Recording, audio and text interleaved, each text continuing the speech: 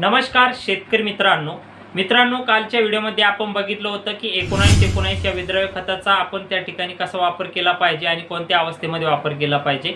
तर मग शेतकरी मित्रांनो आपण आज बघणार आहे 1261 या विद्रव्य खताचा आपण कोणत्या स्टेजमध्ये वापर केला पाहिजे आणि तो कशा पद्धतीने वापर केला जातो।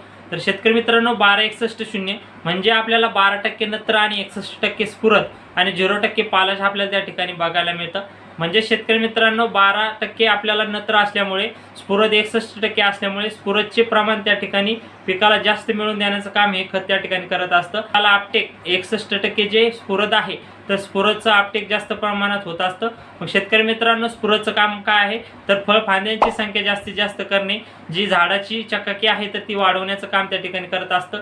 फुलाची सेटिंग जास्तीत जास्त होण्यासाठी स्फुरद आहे तर ते काम करत असतं। त्यामुळे शेतकरी मित्रांनो हे 1261 ग्रेड असं बनवलेलं आहे की पिकामध्ये फुलाची सेटिंग जास्तीत जास्त काढण्यासाठी, फळाची वाढ करण्यासाठी, फळाच्या फांद्या काढण्यासाठी। त्यामुळे शेतकरी मित्रांनो आपण पिकामध्ये 1261 या विद्रव्य खताचा वापर आपण या स्टेजमध्ये करू शकता।